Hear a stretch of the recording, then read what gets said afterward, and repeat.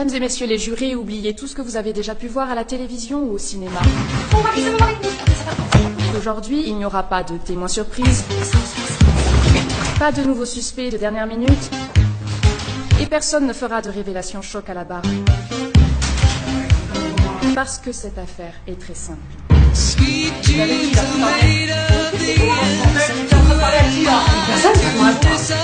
De quoi tu parles? Margaret Everton, épouse de Mark Everton ici présent, a été assassinée.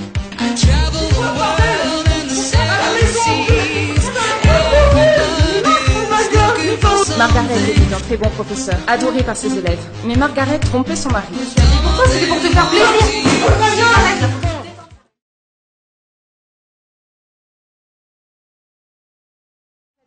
Il est devenu fou de rage, littéralement. La voisine, agacée par ce tapage nocturne, a appelé la police. J'appelle la police! Si mes voisins ils font du bruit tous les soirs, j'ai mal à la tête. Faut vraiment que vous veniez là tout de suite. Et quand le policier est arrivé sur les lieux, il a trouvé Margaret morte.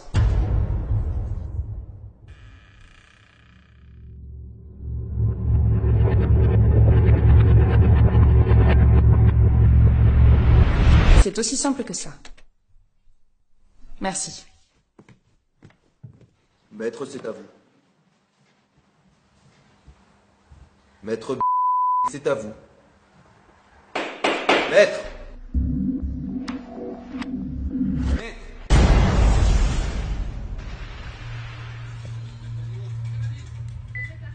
Procès Everton, vous devez le perdre. Votre client Mark Everton doit être reconnu coupable. Si vous gagnez le procès, s'il est acquitté, je vous jure que je vous mettrai une balle dans la tête. C'est compris? La vitesse de propagation, Marie. C'est compris? Je suis aveugle, je ne suis pas sourd.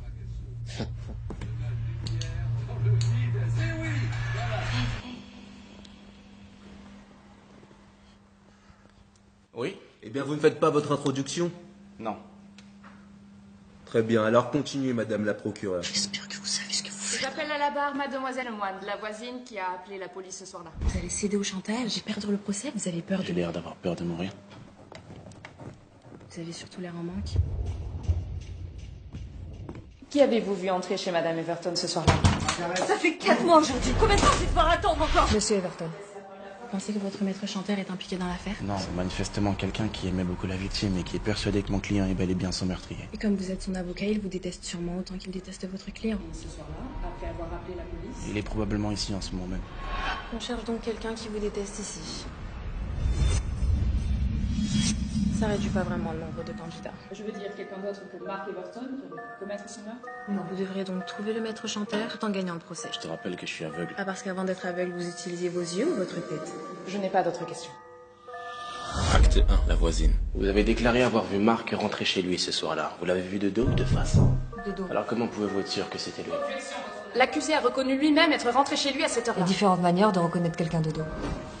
Sa démarche, sa carrure, sa taille. Sa taille. Oui, sa taille. Je vous les mets à 1m90 du sol. Comme vous faites plus d'1m90, grâce à ça, vous saurez que vous êtes au milieu de votre salon.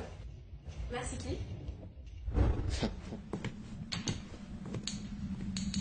Vous pensez donc être capable de déterminer la taille approximative de quelqu'un à vue de nez? Vous sauriez alors voir qui dans cette salle d'audience fait plus d'1m90, par exemple? Est-ce que toute la salle pourrait se lever, s'il vous plaît? Quels sont ceux qui font plus d'1m90? Dernière rangée, le garçon à la 13e place en partant de la gauche. 5e rang, première place à droite. Et la jeune femme, tout devant à droite, elle doit faire plus d'1m90 grâce à ses talons. Elle a bon? Elle a bon. Autant pour moi. Merci. Plus que 3 maîtres chanteurs potentiels. Et c'était votre seule question?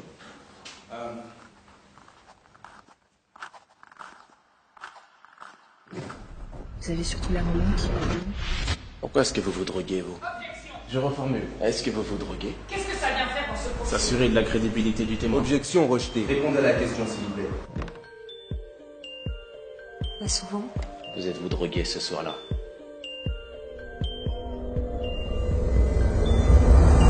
Oui.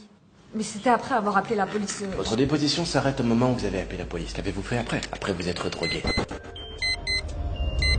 Je me suis endormie. Vous êtes endormi. Mon client déclare être sorti de l'appartement après la dispute, sans sa femme seule, pour ensuite remonter et la trouver morte. Margaret! Margaret, putain! Qu'en pensez-vous? vous ai dit tout ce que je savais. Je vous crois, mais vous avez-vous confiance en votre mémoire sous l'emprise des stupéfiants? Rien ne nous dit que vous ne vous êtes pas drogué au point de ne plus avoir conscience de ce que vous faites. Rien ne nous dit que vous n'êtes pas sorti de chez vous après que le mari soit sorti. Vous n'êtes pas allé voir cette satanée voisine qui vous tape sur les nerfs à se disputer avec son imbécile de mari tous les soirs et qu'à cause des drogues, vous vous souvenez de rien. Vous pouvez faire moins de bruit, s'il vous plaît. J'ai mal à la tête. J'ai appelé la police. Peut-être que dans votre état second, vous n'avez pas aimé le ton de cette satanée voisine. Je suis fatiguée. Retourne à votre salle. Alors avant que le mari ne revienne, vous êtes rentré chez vous, mais après l'avoir poignardé. Objection, votre honneur. Spéculation. Contentez-vous de poser vos questions, maître. Je vous rappelle que vous êtes sous serment, mademoiselle Lemoine. Alors êtes-vous sûre et certaine que vous vous souvenez vous êtes endormi après vous être drogué ce soir-là? Oui. Je crois. Je n'ai plus de questions. Le dernier rang, 3e place à gauche, 5e rang, 1re place à droite, une femme devant à droite. Oui, c'est l'un des trois. Acte 2, la meilleure amie. Vous étiez l'ami de Margaret, c'est bien ça? Oui, Maggie était ma meilleure amie. Comment caractériseriez-vous sa relation avec Marc? Normal. C'était une relation normale. N'avez-vous jamais été témoin de disputes? Si, comme tous les couples. De disputes particulièrement violentes? Je sais pas ce que vous essayez de me faire dire. C'était juste un couple normal, avec des hauts, des bas. Et Maggie devait vraiment être contente d'avoir Marc. Marc est aussi l'un de vos meilleurs amis. Oui, il est devenu. Donc vous le couvrez. Objection? Spéculation? Contentez-vous de poser vos questions. Retenu, mais cessez votre cinéma, maître. Pourriez-vous décrire Marc dans sa relation avec Margaret en quelques mots, s'il vous plaît? Oui, Marc était quelqu'un de gentil, patient avec Maggie, intelligent et... Pardon. Dans le téléphone de la victime, on m'a rapporté que Margaret s'amusait à mettre des émojis à côté du nom de ses amis dans son répertoire. Est-ce que vous faisiez pareil? Oui. Quel est l'emoji à côté du nom de Marc dans votre téléphone? Un cœur, je crois. Un cœur. Quelle couleur est ce cœur? Rouge. Depuis combien de temps vous êtes amoureuse de Marc? Vous l'avez qualifié de gentil, patient, intelligent. Ceci est faux. J'ai rarement eu l'occasion de défendre quelqu'un de si bête et détestable que cet homme. Vous êtes illusionné et ça ne peut qu'être par l'amour, alors. Vous étiez jalouse? Non. Est-ce que ça vous faisait de le voir avec elle? Mais Ça devait pas être simple. Elle était aimée de tout le monde et en plus par l'homme que vous elle aimez. n'était pas aimée de Vous tout. avez appris qu'elle le trompait. C'est juste Vous étiez jalouse de votre meilleure amie, C'est juste amoureuse de son mari. Merci. Qu'est-ce que vous avez fait? Maintenant, ils vont croire qu'elle ment pour me couvrir parce qu'elle est amoureuse de moi. Non, regardez les jurés. Ce qu'ils vont voir, c'est la jalousie dans les yeux de cette femme qui n'a pas l'air très triste d'avoir perdu sa meilleure amie. Je leur ai donné de quoi imaginer, de quoi ébranler leur certitude. Ils vont imaginer cette femme rendre visite à sa meilleure amie. Et ils vont imaginer se disputer avec elle après que vous soyez sortis de l'appartement. À propos de vous, de son infidélité, peu importe. Ils imagineront cette femme poignarder sa meilleure amie de sang-froid, par jalousie.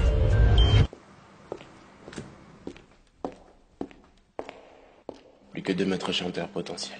Vous en avez éliminé un sur les 3. La femme du premier rang. Et la jeune femme, elle doit faire plus d'1m90 grâce à ses talons. Ça peut pas être elle, j'ai entendu ces talons. Ah oui, évidemment. Non, me regarde pas comme ça. Acte 3, le policier. Vous êtes le policier arrivé en premier sur les lieux. Alors je n'aurai qu'une question à vous poser. Qu'avez-vous vu? J'ai vu cet homme au-dessus du corps de la victime, le couteau plein de sang dans la main droite. Il venait de retirer la lame du corps inerte de Maggie. Sur la droite, dans sa poitrine. Je n'ai pas d'autres questions. Êtes-vous sûr que Marc... Excusez-moi, j'ai des petits problèmes de vue. Enfin, vous voyez ce que je veux dire? Parce que moi, non. Êtes-vous sûr que Margaret était déjà morte lorsque vous êtes arrivé? Oui. Peut-être que si vous aviez réagi rapidement, que si vous lui aviez appliqué les premiers soins... Qui vous me prenez? J'ai tenté d'arrêter le saignement, mais il est déjà trop tard. Est-ce que vous pensez que si vous aviez été plus rapide, vous auriez peut-être pu la J'aurais pas pu être plus rapide. Je connais mon job et vous le savez très Vous bien. avez pris combien de temps? Moins de 3 secondes. J'ai ouvert un tiroir, pris une serviette et appuyé sur la blessure. La moindre hésitation lui aurait été fatale. J'ai dit que j'ai mis moins de 3 secondes. 3 secondes. 3 secondes. J'ai ouvert le tiroir et pris la serviette en moins de 3 Vous secondes. avez ouvert les tiroirs et pris la serviette sans hésitation. Sans la moindre hésitation. Comment saviez-vous dans quel tiroir était la serviette? Parmi tous les tiroirs, vous avez ouvert le seul qui contenait une serviette, et sans la moindre hésitation. Vous deviez bien connaître son appartement. Alors c'était donc vous la mort.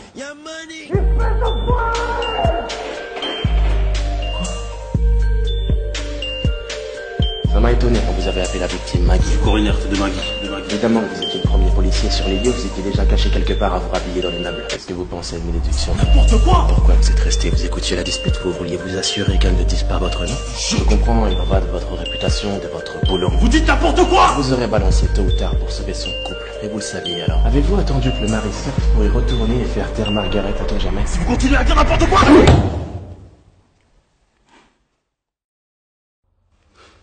Je n'ai plus de questions. Acte 4, le maître chanteur. Il me reste une personne à appeler à la barre, votre honneur. Alors j'aimerais faire venir... Enfin, vous voyez ce que je veux dire, parce que moi non. L'homme assis au 5e rang, première place à droite.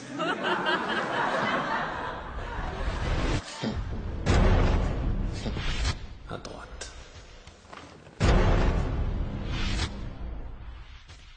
Vous êtes l'un des étudiants de la victime, n'est-ce pas? Elle s'appelle Margaret Everton. Qu'est-ce que vous attendez de ce procès? Margaret Everton défendait son meurtrier pour l'argent. Mon client n'a pas été déclaré Tout coupable. ce cinéma pour embrouiller tout le monde alors que vous savez très bien qu'il a assassiné Madame Everton. Vous ne perdez rien pour attendre.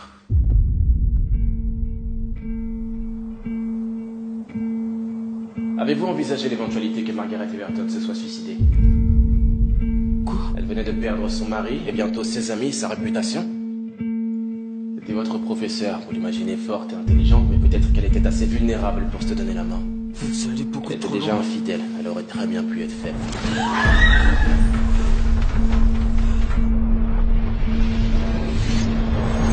jure que je remettrai une balle dans la tête. Vous êtes une pourriture. Vous cherchez à manipuler tout le monde. Jamais elle aurait fait une chose pareille. J'ai l'air d'avoir peur de mourir.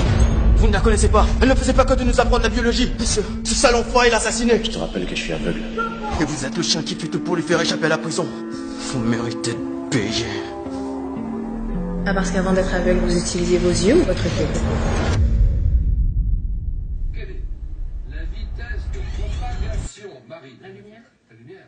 La vitesse de propagation. De la lumière dans le vide. Eh oui, voilà. La lumière. Quoi? Vous connaissez peut-être l'allégorie de la caverne? Platon imagine que nous sommes prisonniers dans une caverne. Elle symbolise l'ignorance. Dans celle-ci, il y a ceux qui s'y complaisent et ceux qui désirent en sortir pour voir la lumière, qui symbolise la vérité. Peut-être que c'est mon client qui a tué Margaret, mais le croire et le savoir sont deux choses différentes alors. Dites-moi, êtes-vous sorti de la caverne?